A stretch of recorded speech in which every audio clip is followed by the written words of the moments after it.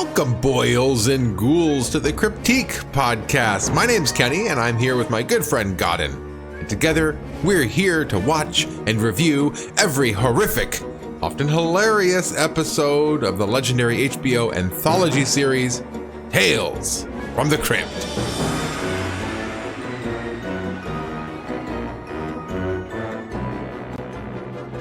Godden, good morning. How are you? Good morning. Well, not too bad. Can't complain. That's good. No complaints yet. Did you eat breakfast yet? I had an apple. Okay, good. An apple. A little fruit. I had my, I'm very steadfast to my peanut butter and banana on toast. No what coffee? I do. Oh yeah, and my cup of coffee, yeah. That's a given. The peanut butter and banana and toast, that all comes and goes depending on what I have available, but the coffee will always 100% be available. Not starting a morning without coffee. I'm worried that I'm addicted to caffeine because if I don't drink my daily cup of coffee, I'll get like a migraine in the afternoon and it will not go away. So I definitely have symptoms if I don't have my coffee. Oh, really? It's not addiction. It's a dedication. It's a dedication. That's right. It's a dedication with consequences if I don't have a cup. But I am just a one cup of coffee a day type person though. So on the rare occasion that I have like a second cup of coffee, I am just absolutely wired. Oh, I see. It just takes one cup a day for me. That's all it takes. And then anything above and beyond that is just extra credit. Well, here we are, everybody. We made it to season 2. We're on episode 8, Godden. We're on our 8th episode. Oh yeah, we are on our 8th episode. Right? I thought you meant like we're in season 2, episode 8. Like, no, we're not. No, season 2, episode 1, but our 8th episode. So yeah, we're scooting along with this. I'm having a great time watching these. I'm having a great time reviewing these. So far, I think I have already seen all of the episodes. I haven't watched any new ones yet, but I have watched a few that I've forgot about. There was a couple from season 1 that I forgot existed, so I'm glad I was able to watch them again. Well, today we're on season 2, episode 1, Dead Right, and this aired April 21st, 1990. So we're finally in the 90s in the show because last season was all 89. This comes from the comic Shock Suspense Stories. It stars, we have our very first big star here. Demi Moore is in this episode. She's the star of this episode. So nice to see recognizable faces like this, big stars of their time. And this is 1990, and this might have been right around the time of Ghost, which was, one of her big movies with Patrick Swayze. Was that her big breakout? I don't think it was her big breakout, but it was definitely a big role for her. It was kind of a big deal that she was in it, her and Patrick Swayze and Whoopi Goldberg. Have you seen Ghost? I've only heard references and I've heard the title, but I've never actually seen the movie. Oh, it's a good one, Godden. It's a really good. It's kind of a love story, but the main character Patrick Swayze dies, and he's a ghost. He comes back as a ghost, but his love interest at the time, Demi Moore, the character, of course you can't see him or hear him because he's a ghost. But Whoopi Goldberg has a special power where she can hear ghosts talk, but she can't see them. So Patrick Swayze character has to use the Whoopi Goldberg character to talk to the Demi Moore character. So I see. It has funny moments, kind of a comedy-ish, but it's kind of a suspense also, a little bit of horror in there as well. It's a good one. Yeah. I liked it. Okay, I gotta get my DVD box sets over here. Oh yeah, I gotta get my my season 2 box set. Here we are on season 2. I'm gonna read us the plot of this episode from the ancient scrolls inked in blood on this DVD box set here. By the way, before I read this, I do want to tell you guys that there's going to be spoilers. Okay, this isn't just a brief overview of the episode. We're going to be going into great detail, so make sure that you watch knowing that there's going to be some spoilers here. So, Dead Right, according to the DVD box set, for the money, honey. A gold digger marries a slob in hopes of gaining an inheritance. And that's really it. That's it. It's just like a 2-sentence. Pretty short. It's pretty short. I think it's even short. I think these are all shorter than season 1. I think the season 1, they realized how much money they were wasting writing too much. So they toned back the writing. Then again, though, season 2 has a lot more episodes. Season 1 had 6 episodes. This one has, I think it's 18. So there's a lot of space they have to fill up on the DVD box set here. So they might, maybe they get 2-sentence max from now on. That makes sense. Maybe that's what's going on. But like I said, this one stars Demi Moore, and she's the gold digger. And this one, before we start, I just wanted to kind of talk about, our overall thoughts of the episode. What did you think of this episode? It gave me kind of the same vibe that it's the first episode of the season, and it's just going to be something simple and nothing too out there. Because that's what it felt like to me. Like, nothing really stood out for me. So I feel like it's going to get better as the episodes keep coming along with the season. So I'm not against it. That's the feeling I got, because like nothing really stood out yet. But I did enjoy the story. It's simple. It's kind of just like, it's right there. Yeah. I enjoyed this episode. I did. It didn't have the gore that I'm kind of craving from these Tales from the Crypt episodes, but it did have great effects in it. It had it was horrific in a not. It did get violent, but it also got very horrific in a non-violent way. So I feel like the makeup effects and the practical effects they used on the man that she ends up marrying is very, very grotesque. So I definitely got grossed out in this episode, but it wasn't like a horrific style of being, grossed out. I like this episode. I like the characters. The main character I thought was just so openly a gold digger that it was very comical. The fortune teller in this episode I thought was one of the standout characters. She was really, really good. I liked her a lot. And like I mentioned, the man that she ends up marrying, I thought his performance was great and his makeup effects were great. But we'll get into the more specifics as we go. But I just wanted to point out that I think this episode, for not being so horrific, had some good standout moments. So let's get into it. So the opening with the Crypt Keeper is like a close up on the Crypt Keeper's eye. It's a very, very, he's like looking into something. You can see a really good close up on his eye. And he says, a look into the future, my darlings. And for you, I see something grotesque. So that's how we start off the episode. And I like this starting because, especially into season 2, after they had some time to kind of work on the Crypt Keeper's look, they did, his animatronics on his eye and just the attention to detail around all the things around his eye. It looks really, really good. I was really impressed. Just the way his eyeball actually moved around and articulated inside the socket, the skin around the eye all moving in different ways. I was impressed, like just the opening scene. No, yeah. You can definitely see like the next, like how much he got from like the last season's like revenue. Like they actually put more into the animatronics because he's more lively. Yeah. There's more attention to detail, like you said. I think that might have been even the director's choice, is upgrading the Crypt Keeper, making him look this much better. We really got to zoom in and find some way to show it off. I think this was kind of their excuse, and it shows. Their craftsmanship definitely shows, and I appreciate that. So we zoom out a little bit and we see that the Crypt Keeper's looking into a crystal ball, and he's in a fortune teller costume, like a very, very cliche gypsy type fortune teller costume, which I really appreciated, with his bandana. His cheesy bandana with the earrings, and he was really in the whole cosplay of it. That was a lot of fun to see too. He goes on to say, tonight's tale is a sickening stab of suspense about a gold digger who wanted big bucks to buy bottles and bangles. So already we're kicking it off with these alliterations, and I absolutely love these alliterations. I can imagine the writers writing for dialogue just having all kinds of fun with all of these different alliterations. Sickening stab at suspense and big bucks to buy bottles and bangles. I really like that. So I like all of the alliterations, and I think these alliterations, these openings, this might be my notable pun, my shriek of the week already. I really like those. They're a lot of fun to listen to. Yeah, they get more creative for sure. I do enjoy them as well. All right, so the episode opens dead right, and the opening panel shows the Demi Moore character. She's right up front, and she's laying on a giant pile of cash money, and she's wearing a gold outfit, like a gold what is that? Looks like a one-piece suit, but it's got pants. Yeah. She's got something. It's like a bathing suit, but it also comes with pants. It looks very strange, but she's wearing a lot of gold-colored, sparkly clothing, basically.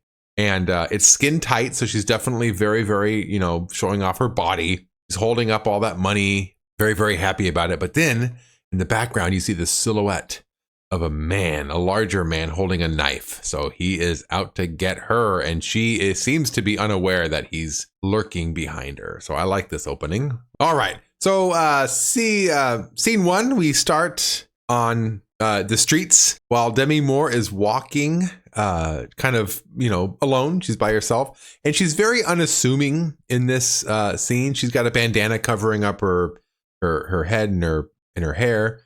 She's wearing a long coat, and she's smoking like many women did back in the late 80s, early 90s. Kind of it wasn't much to turn a head back then, smoking, but nowadays I think smoking's a lot smoking's a lot gross. A lot more gross nowadays, which I appreciate.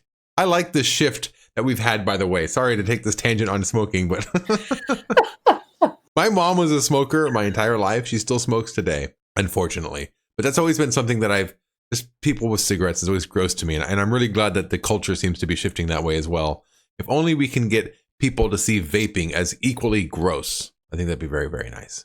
So anyway, while Demi Moore is walking towards the camera, we have this very sensual, sexual music playing, very provocative music as she's walking towards us. So there's maybe something sexual or sensual is on her mind. I don't know. I just noticed that the music was playing. So she approaches a door with a sign that says "Fortunes Told." It's a fortune teller place, and I like this name. I like the name of this place because it's not like a fortune teller or something like that. The way it's written, fortunes told. So the fortunes is very prominent in the title, and that makes you think of fortunes as like fortune telling, like the future, but also makes you think of perhaps fortunes like money or wealth. So they're already kind of planting the seeds of where this episode might be going. So she enters. The Demi Moore character, by the way, the Demi Moore character's name is Kathy. Her name is Kathy. So Kathy enters the fortune teller, and the fortune teller's name is Madame Vorna. And Kathy says to her, "I heard you could tell the future." And then Madame Vorna says, "She heard right, didn't she, Trotsky?" And she's talking to her little dog. Her little dog barks. And what kind of a dog is this? Do you know what kind of a dog that is? I think it's a terrier.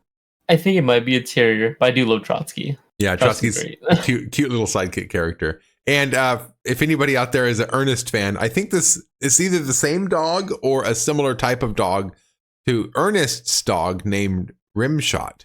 I happen to be a big Ernest fan, so I know he has a dog named Rimshot, and I think it's either the same dog or the same type of dog. Very, very close to it. Well, so Kathy came to this fortune teller. I don't know why she came here or if she was really believed in it, because she seemed very, very skeptical up front. She's like, "I don't believe in this stuff. But I figure as long as it doesn't go past my lunch hour, what the hell?" So she's kind of there on a whim. Maybe she wants something out of it, but maybe, I don't know. It's just, maybe she was just bored and happened to come through. It didn't seem like at this point, it doesn't feel like she has any motives. She's just kind of there serendipitously almost. So Madame Vorna tells her, "You're a working girl, aren't you? A secretary. All day long, you type. I mean, so far, it seems like maybe she's not a fortune teller. Like, obviously, she's a working girl. She just told you that, as long as it doesn't go past her lunch hour. And she's dressed in a way that might suggest that she's a secretary, and secretaries just type all day long. So far, we're thinking maybe, is she a fortune teller? We don't know. Yeah, it could be right. It could be a scam. So Madame Vorna goes on to tell her, "All your life, you desire to marry wealth, but that never came, so you kept working." That kind of, raises Kathy's eyes, like, well, maybe she's onto something, because I think, this is something that's on Kathy's mind, is to marry into wealth, to be a gold digger. And Madame Vorna goes on to tell her, "You will be fired today, and by the end of the day, you will have a new job." So that's her first actual, fortune teller. That's her first actual vision for her. But of course, Kathy is unimpressed. She says, "That's impossible. My boss is on vacation." She gets up and she leaves. And this transition from Vorna's fortune teller, what is this place called?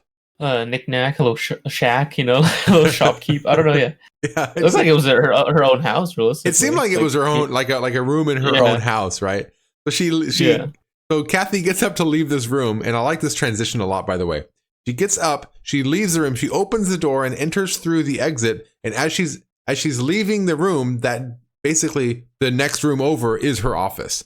So the transition of her going back through town is all suggested here, and she just enters the office. So I like that really clever way of speeding up the plot, which was because these are only half-hour episodes, and some of them tell a lot more story than you would think they could. And I think this is how they do that with little shortcuts like this. And that was a really clever shortcut, very stylized.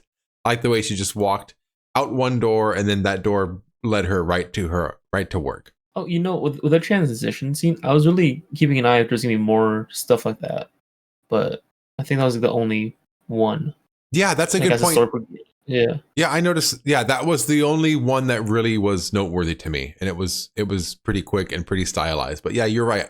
I didn't notice anything else, any other like stylistic transitions like that. So she gets back to work, and she's complaining to her friend at work about Madame Vorna. She says, that quack said I'd be fired today, but that's impossible because that asshole isn't even in town. And who should be standing right behind her but that asshole of a boss? Exactly. The boss is standing right behind her, and he says, I'll let a comment like that go, but he's upset that she's 25 minutes late. So he won't have that. Do you think he really fired her because she was 25 minutes late, or he just used that as an excuse because she called him an asshole? When she said that, he's like, actually, because he refers to himself as like, actually, this asshole's like back, or came back early or whatever. He refers to himself as that. But I think she does call him an asshole because he might be a little bit too uptight. Like maybe it's just the small things. That's just how he is. He just wants to run like the tightest ship possible. And if one thing's like loose, he just like fires on the spot or something. Just like big consequences. Yeah, I got the impression that he was very uptight, very particular, and maybe this, obviously she called him an asshole, so he already has the reputation to her. So maybe this was the final straw. Maybe they already had like a lot of tension in their relationship, and maybe this was the final straw. Maybe she shows up late often. I don't know, but yeah, I definitely got the impression that this was like the final straw, and he was finally happy to get rid of her. So at this point, we're thinking, is the fortune teller correct, or is Kathy bringing this on to herself? Because she's the one who.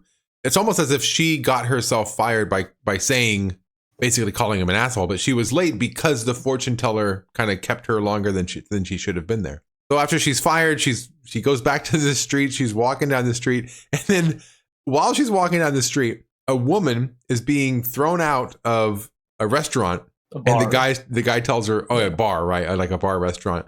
And the guy tells her, you're fired. And she says, you'll never replace me. And he says, where will I ever find another waitress? And he says this just as Demi Moore is walking by, and he says, hey, you want a job? Yeah, it seems like Madame Vorna is a reputable fortune teller. Right, because she was fired, just like Madame Vorna said, and then she wasn't fired for long, or she wasn't unemployed for long, just like Vorna said. So Vorna might be on to something. And so she goes back to Madame Vorna. And she says, the only reason I was fired is because your clock was slow. So she's still kind of skeptical. She's not quite sure. And Madame Vorna reassures her, but you weren't unemployed for long. So Madame Vorna goes on to tell her, I see a great deal of money in your future. And right away, this gets Kathy's attention.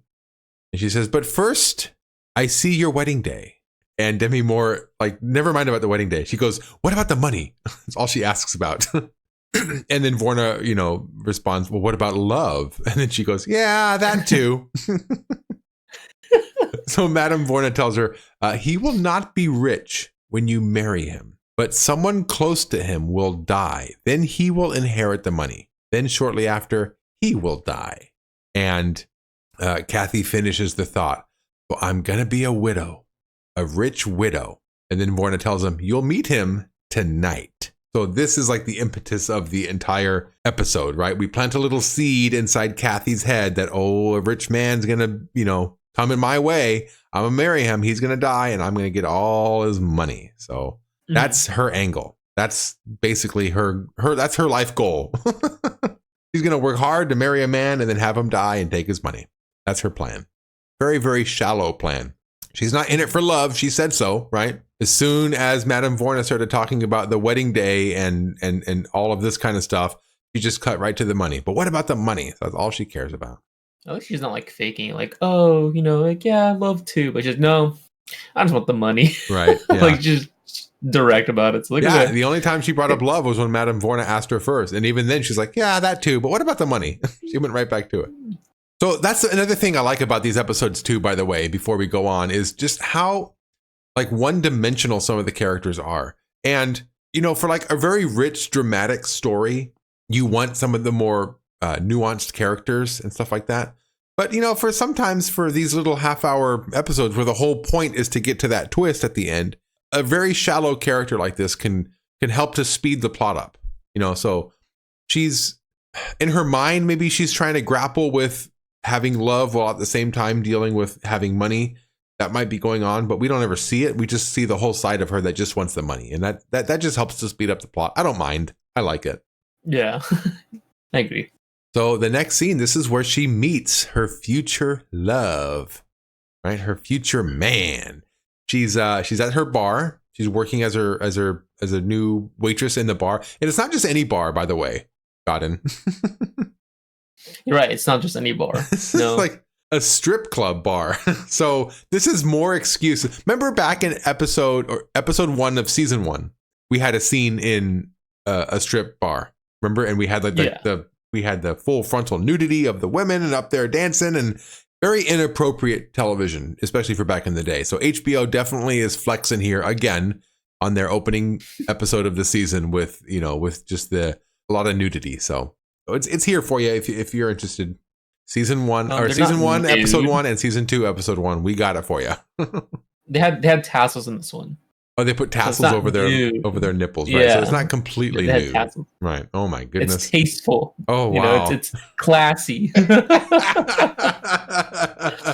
If you want classy nudity, you're going to season 2, episode 1. If you just want raunchy nudity, you're going to season 1, episode 1. So while she's doing her thing, in comes the love of her life. A giant, fat, grotesque, disgusting man walks in and just plops himself down on the seat. And I'm going to take a moment to stop right here. And I just want to admire this man's makeup. This is what I'm talking about when I said this episode is like kind of like horrific and grotesque, but not in like a scary way. This man is so obese and just so gross, and all the close-ups on his face, his like giant bulbous nose, his gross face with all the pores and sweat and just grime, and he looks like he stinks. They did such a great job with the makeup effects for this man. He looks great. Yeah, the whole entire time when he was introduced, he reminded me that he could be the Penguin's older brother, just a bigger, taller, larger version of the Penguin, because he just had that features, just looked like that. I'm like, oh, I'm not sure if they base it off that, but yeah, very kind of there, very penguiny. Yes, especially from the Tim Burton Batman Returns era. Yeah, the Danny DeVito character with the giant nose and just the giant fat squat person. Yeah, I can see that. I can see that. It was very. I saw that. I see that too now that you mention it.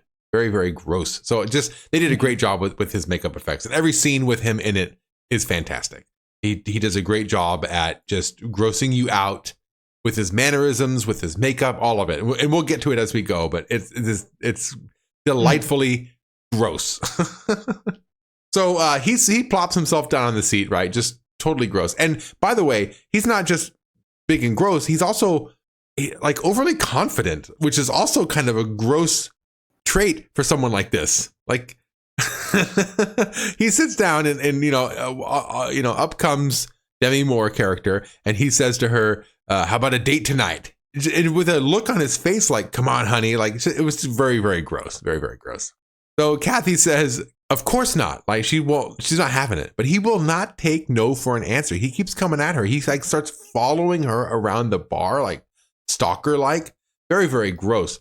And when he catches up to her, he like puts his arms up on either side of her to corner her. That's a very gross thing to see, I think. If I saw that in a bar or in a restaurant, some old, gross, grotesque man kind of cornering a girl like that, and she's clearly scared, that would definitely raise some red flags. Oh, yeah. It was a very gross moment. So, and also when he catches up to her, like he's got labored breathing, like he's out of breath just walking up to her. He's sweating. He's just so out of shape. I could smell his breath in this scene. It was so gross. And he's just basically begging. He's basically begging her for a date, and she just keeps telling him no. And it's just it was a gross scene. It was a great introduction to this character, though, right? The whole point of this character is to be grossed out by him. So they did a great job with it. He did a great job with his performance. They did a great job with the makeup. Demi Moore did a great job with her performance of just look of disgust on her face when he was following her around. I like this scene a lot, is basically what I'm saying. No, it's fun. This is like probably the only time I found a lot of fun dialogue, because that's usually one of the main takeaways I have from like shows and movies and scenes. I just enjoy dialogue, because their interaction was pretty great too.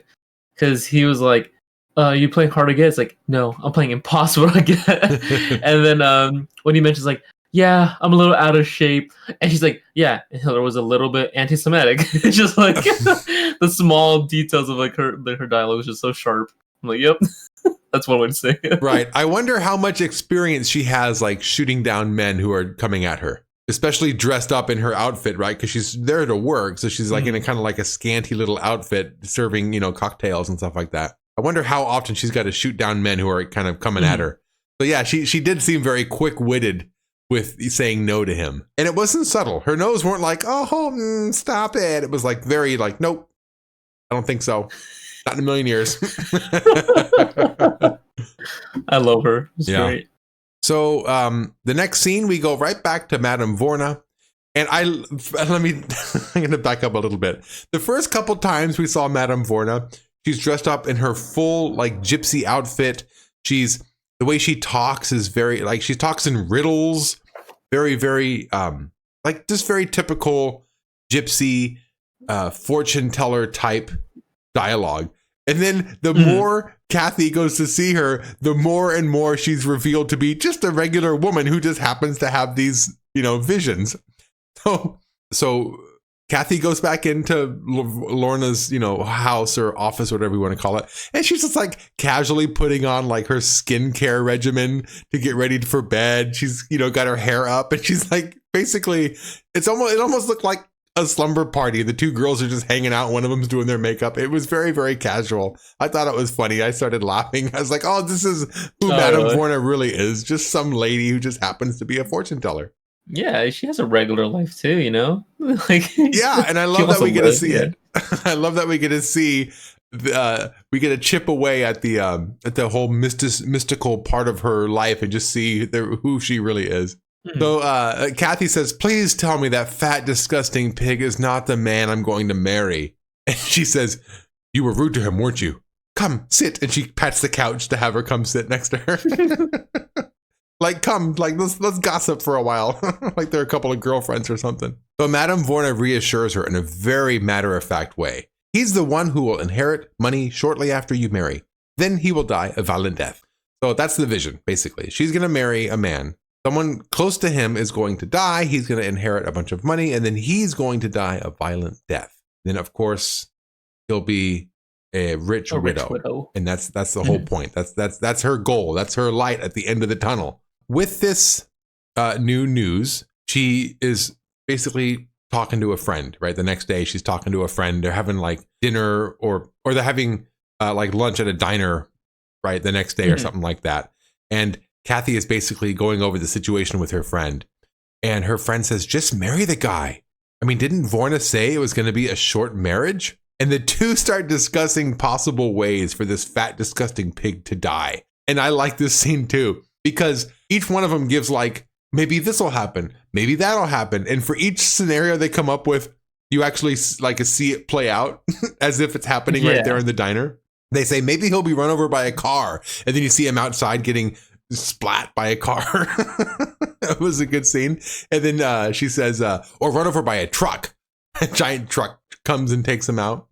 And Kathy ends up saying, maybe he'll choke on food while he's stuffing his fat face. And then you see him sitting in like a table next to them, behind them, choking and gagging on food while it's like spitting out of his mouth. It was just, they really went there with this scene. I had a lot of fun watching this scene too. It was actually, yeah, it was pretty good because when they started talking about it and he was walking across the street to get to the diner, I thought that was like what's actually happening. But I'm like, oh, these are just hypotheticals playing out in real time right next to them. Yeah, like, because that got me. Yeah.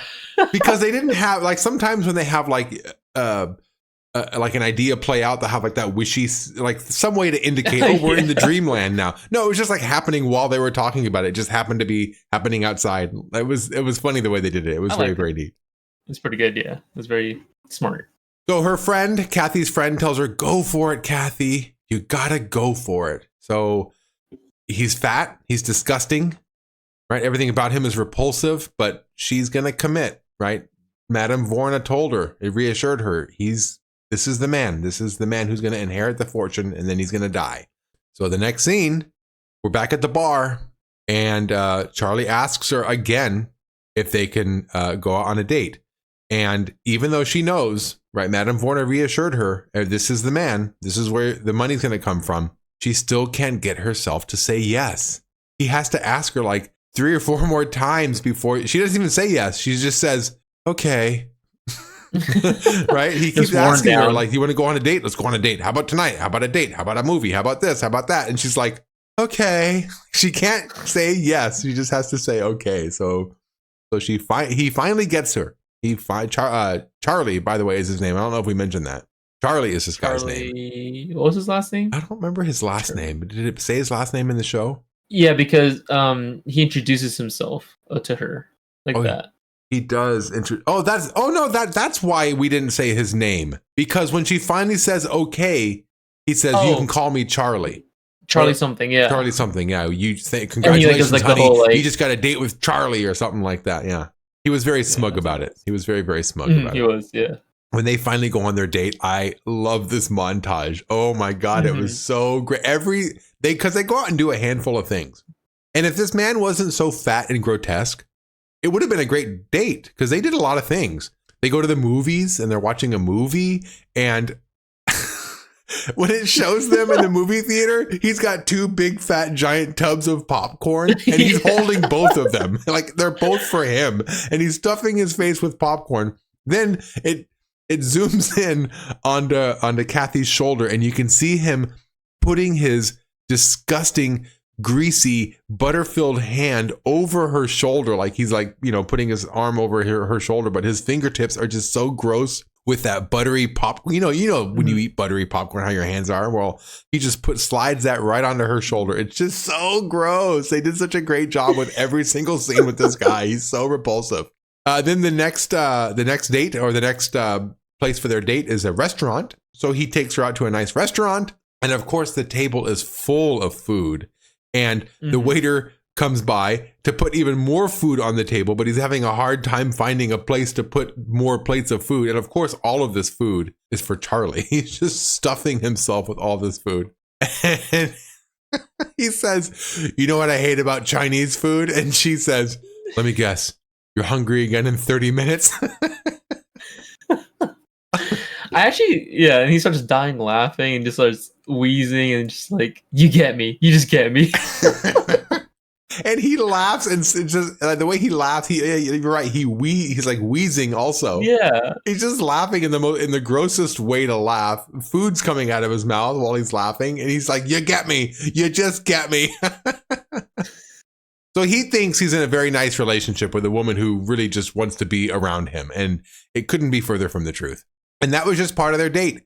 The last part of their date, they go out dancing. And to see this giant, huge man, he takes up a huge amount of area on the screen next to Demi Moore, who's very, very slim and trim. And they're dancing together, and he just keeps like stepping on her feet, and he's breathing down her neck, and his gross, disgusting hands are just touching her body. And her performance this whole time just tells you this. Oh, she's so grossed out by this man. And that's a great date, though, if it wasn't for this disgusting atrocity of a man, right?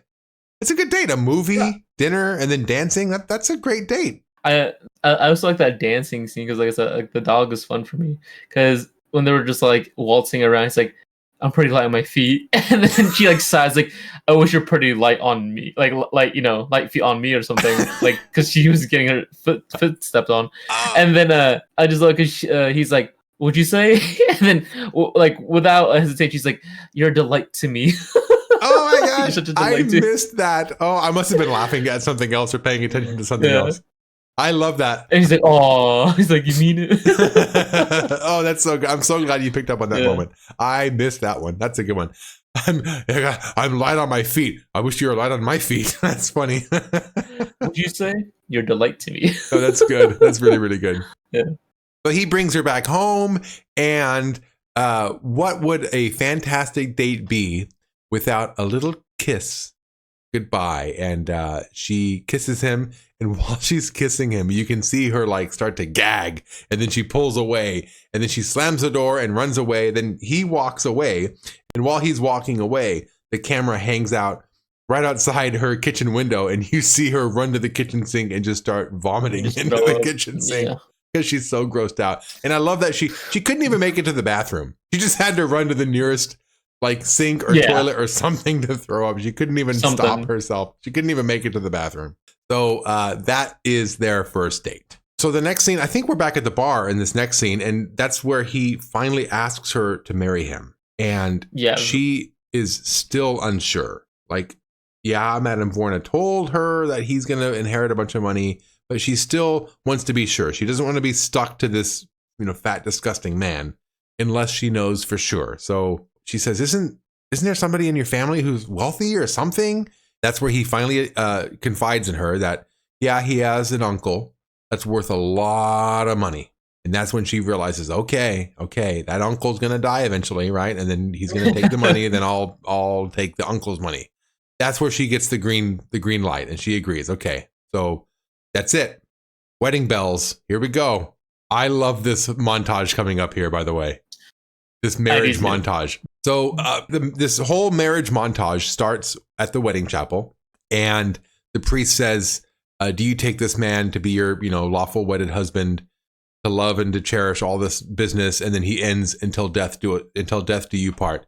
And she repeats, until death do us part. And then she says, I do. So that's the most important part to her. Till death do us part. You got to go, pal, is what she's thinking. You got to go. And then this montage starts off with a sex scene. Their honeymoon. And this is so gross. She's in the other room while he's in the bed, right, getting ready to go for it. He's like, come on, honey. And she's in the other room on the couch, smoking a cigarette, dread on her face. And she's like, just start without me. She's not trying to be near this man. And the music was a little funky too. I don't know. It wasn't like soothing for the atmosphere. It was like a different kind of music. It was a different kind of music. It wasn't romantic, you know what I mean? It wasn't like a honeymoon music or anything like you'd want to like swoon your partner with. It's something else. I can't remember, because he put the music on, huh? He put on a record. That's right. Yeah, he put on a record. Yeah, but it wasn't like a romantic song or anything like that.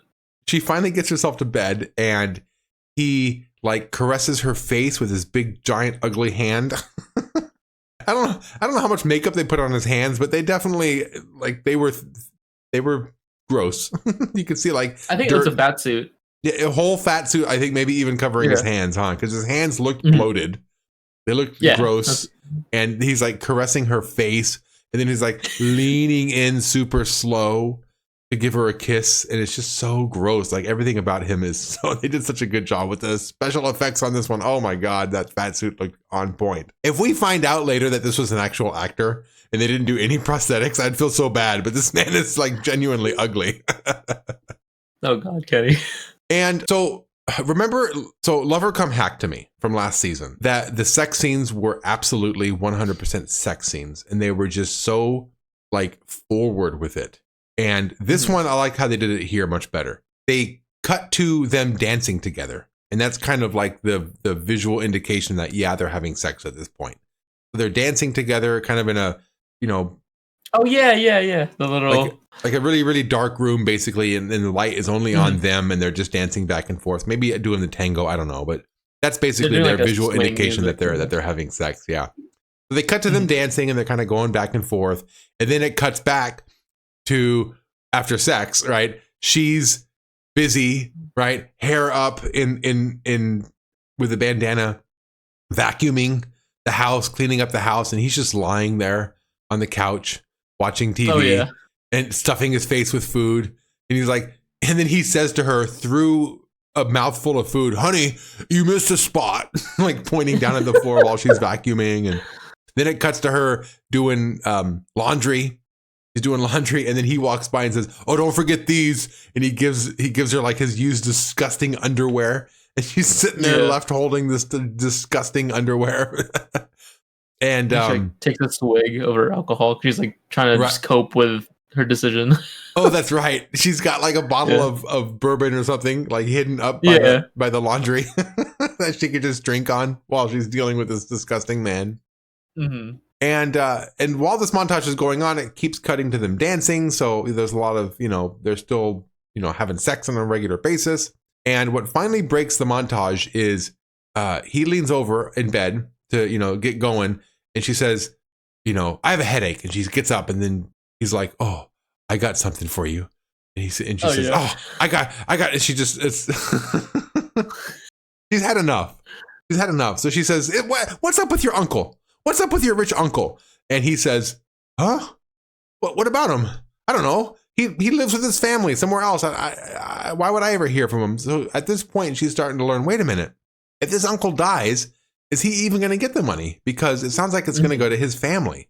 So red flag, red flag, red flag. Maybe this should have been something that she figured out before she married the damn guy, but she's figuring it out now. This rich uncle has his own family. So if he does die, Charlie probably won't get any money. So now she's like, what's going on here? So she goes back to Vorna and we get more Vorna just being a regular woman, which I really appreciate. She's doing a workout tape at this point.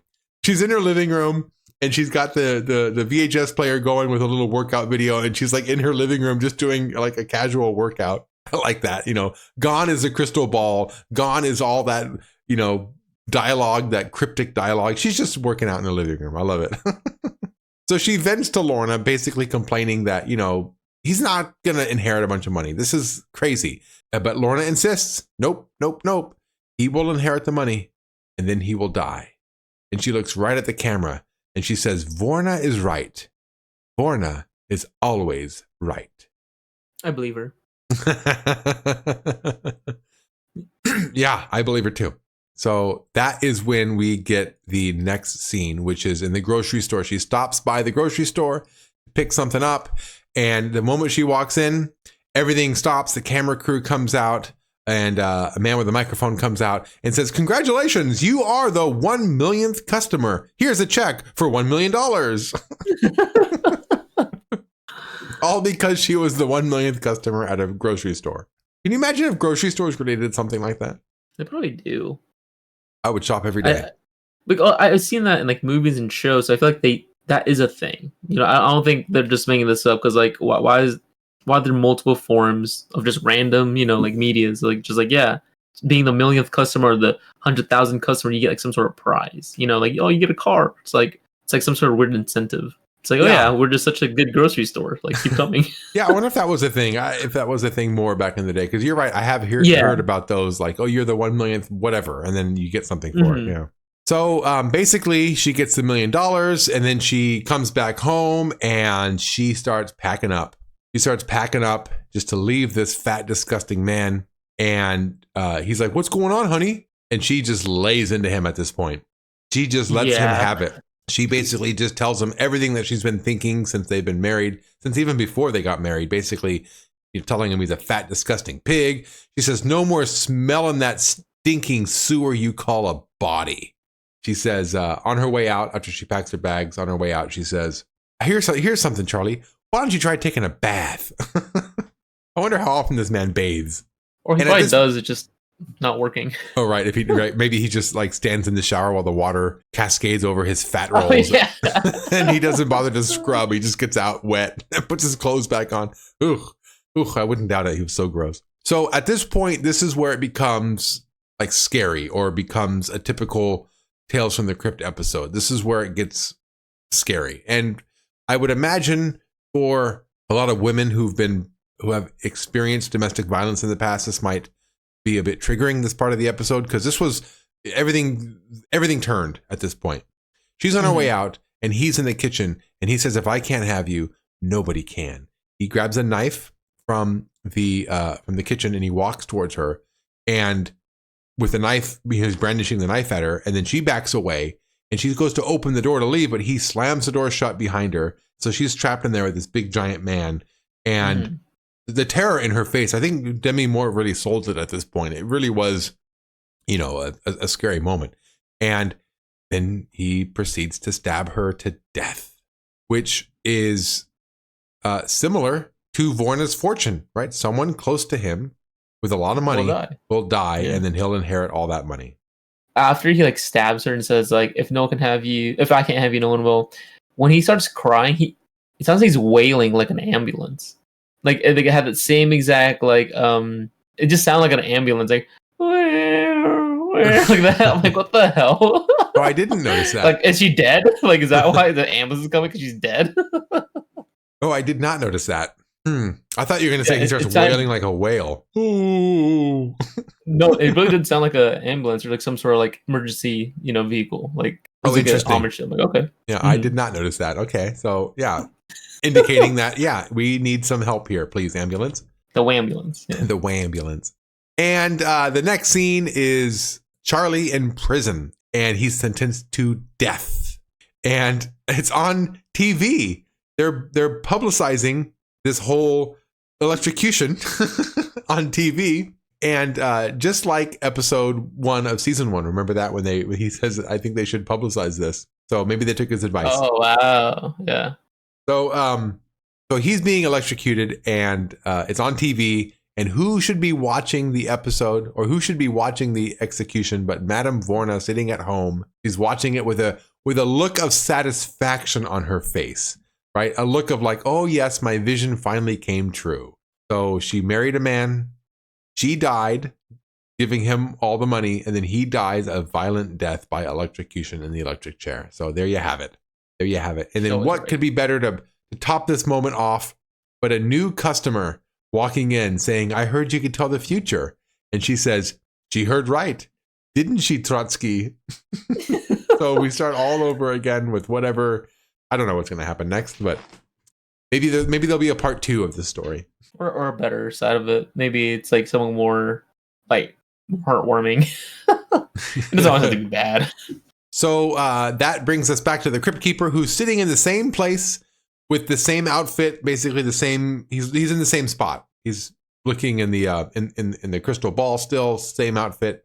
He looks into the crystal ball and says, "I predict the future. Next week, at the same time, you'll be in the same place, same station for another hideous, hateful Hall of Horror." So more alliterations there. And that might be my streak of the week. I like that. I like that he tells the audience that next week they'll be at the same time, same place, same station for another episode, basically, is what he's telling them. Which is true, right? We were all there. Or at least, people were. Yeah. People were, yeah. So that'll be my streak of the week. He was right. Right. He was right. That'll be my streak of the week right there. Okay. Overall episode, what did you think? I enjoyed it, honestly. It's just one of those episodes you're not too sure how it's gonna really fall out. So it's kind of made me kept making me a question what's the turning point, or is this gonna be a little bit more intense than it was? But I enjoyed it because there's a lot of comedic moments, so it was fun. But it wasn't I don't know. These first episodes for these 2 seasons so far don't really just stick with me that hard. The third moments I enjoy, but they don't stand out too much. It's just been consistent. The first episode's just simple, and they don't want to. I guess they don't want to go too grandiose with it. Just just keep it simple, then make it better as we go along. Yeah, I did find out that season 2 is similar to season 1 in that the first 3 episodes were all in the same night. Really? So for the season premiere, it would have been an hour and a half time slot, and we would have, you would have been sitting there. This would have been episode 1, and then probably a short commercial break, and then went right to episode 2. Probably how it would have worked out. Zach, do you think that's consistent with all the seasons, or just maybe the first? I don't know until we get. I'll have to take a look at the other box sets to see the actual dates, because the box set tells me the date too of when they come out. I'll have to take a look, but it seems to be that might be how they do it. Just the first 3 episodes all at once. Okay, well maybe the next 2 are grab me better. We'll see. Yeah. Yeah, I did like this episode though. I did like it. It was a good one. I liked Demi Moore's performance. I liked the special makeup effects on Charlie.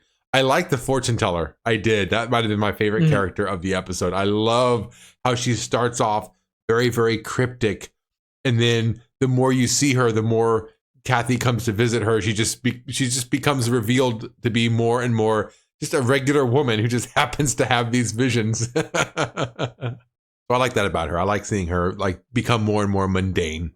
Okay, so if you were to grade the episode, what would you give it?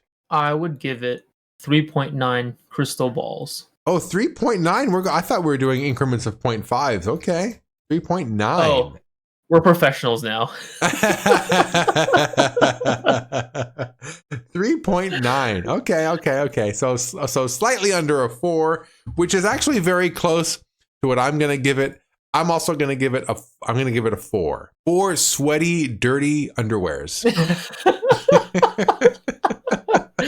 You get the slob side. I get the.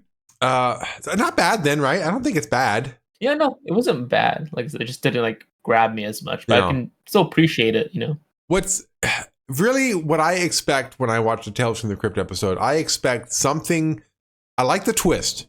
The twist is definitely a big deal to it.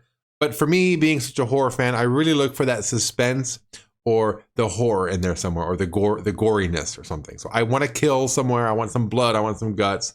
I want some suspense in there. That's really what I'm going after. That's really the creme de la creme for me. Although the twist here was pretty good. I knew the twist watching it this time because I'd seen it before, but I'm trying to remember. I don't remember the first time I watched this episode, so I don't remember being surprised by the twist. But I must have been. I don't think I would have saw it coming. Maybe I would have. I don't know. Been. Have you seen this episode before? No, this is actually my first. I actually did not see the twist coming, but it made sense of what she was saying. Someone close to him. I mean, it would be her, huh? Yeah. Because I was like, because when she got the money, I'm like, wait, something's not right. Because I was being too like one dimensional with like how she told her fortune. So I was like, oh, right, yeah, that's when she goes into the supermarket and she's the millionth customer and wins $1 million. That's about the point when you realize, oh, something's up here. Like she didn't, like he didn't die for her to inherit the money. And then at that point you put the pieces together. Okay, it's going to be her, and then he inherits the money. Because the fortune teller never told her, you're going to inherit the money. She said, the fortune teller said, he's going to inherit the money. Then he's going to die a violent death. And then it was Kathy who said, so I'm going to be a widow, rich widow. So Kathy is the one who finished that thought and put the thought in our heads. The fortune teller never said so. I mean, nor did the fortune teller correct her, right? Oh yeah, true. She let it play out. Yeah. She just let it play out the way it was supposed to play out, because the fortune teller is not going to mess with the future. She knows better. All right. So a 4 and a 3.9 for, what is that? An average of 3.95, I think. We just round it up. It's basically a 4. I like it. I like your score of a 3.9. Okay. That gives us more freedom. We can kind of do whatever we want. All right, let's move on to reminding you about Horrorespondence. So if you comment on any of our videos, we do what we can to share those comments live on the podcast. So whether you're watching on YouTube or you're watching on Spotify or Apple Podcasts, wherever you happen to watch us or listen to us, leave a comment, ask a question, or just if you want to give us a bit of information about the episode that's coming up or the season as a whole, or anything that you want to talk about, share it with us, and we're happy to share it on our podcast. This time, I want to actually give a couple of shout outs as well. I have been listening to other Tales from the Crypt podcasts since we started this podcast. There's a couple of them here, and I want to give a little shout out, and I'll leave their information in the description below, so you guys can go to it if you'd like. But I've been listening to Creeps of the Crypt. It's a YouTube podcast and it's at Ghost Crusaders. So Creeps of the Crypt, it's put on by Ghost Crusaders, and they release their episodes monthly, and they've actually been doing this a lot longer than us. They're already on season 4. Another one I've been listening to is, this one's available on Spotify, by the way. This was not on YouTube. This one is the Crypt Keepers podcast. And this is a bi-monthly episode. They release their episodes twice a month, and they are on season 6. They're quite a bit ahead of us. So my typical routine is I'll watch an episode, I'll make my notes, and then Godden, you and I will get together. And this is our first time talking about the episode together, is when we film this podcast. So all of our thoughts, everything that we have to say about the episode is usually right here. And then I'll go back and I'll watch or listen to another podcast. I try to do it in that order because I don't want to just recycle the same things that other people are saying. I want to try to come at this with my own genuine thoughts and feelings about the episode. Sometimes there's definitely overlap, but if the overlap is just what I think anyway, then that's fine. I like that, but I don't want the overlap to be because they, I get the idea from somebody else. So I try to go in that order. So anyway, that's neither here nor there. The point is, if you want to experience more Tales from the Crypt, Creeps of the Crypt, on YouTube at Ghost Crusaders or the Crypt Keepers podcast. They're both fun podcasts. I like listening to them. Then there's us, the Cryptique podcast. And I am Kenny, and this is my good friend Godden. I could be found at Too Bad About Kenny. Okay, I stream video games. I also do movie and book reviews. I have Too Bad About Kenny, TOO Bad About Kenny. And I also have Too Bad About Kenny with a number 2. So I took them both. I took both the names, and I got 2 separate YouTube channels, one for each. Godden, you can be found as well. Yeah, I also play games here and there. I just stream on Twitch, and it would be UAPPO, the letter, and then 6. And you can also find us on our Twitter. Yeah, Cryptikers. I'm pretty sure. Yeah, Cryptikers. Oh, yeah. Godden, thank you so much, by the way. So Godden made us the Twitter, but we're on Twitter now. Yeah, so we can just do updates on when we drop the episode. So just people or we can do upcoming ones as well. We're kind of working on what is more appropriate to post, because I don't only want it to be updates, but that's how it's going to be in the first few segments. You're just gonna be like, hey, we just dropped this, check us out. Yeah. So. And that's something that I need you all to understand, who are listening at home or at work or on your drive or whatever the heck you happen to be doing. You need to understand that this is a work in progress. This is our very, very first stab at doing any sort of a podcast. So we are learning as we're going. So if you have any advice or helpful hints to help steer us in the right direction, drop us a line and just give us a little bit of advice. Also, a like and a share and a positive review would go a long way for our podcast. So we appreciate you coming in on some of our early episodes of this podcast. And if you can help us out by leaving a comment, and especially leaving a review, that's very, very helpful. We would appreciate that. And with that, we're going to close out. And next week, we'll be talking about season 2, episode 2, The Switch. So if you want to stay up to date on what we're doing, check out that episode, and we'll be here next week to talk about it. Oh, should we save it to next week, or should I tell them right now, Godden, about next week's episode? We can just add a little, hint there, just to keep people next week's episode stars a very, very big deal actor who I happen to be a huge fan of.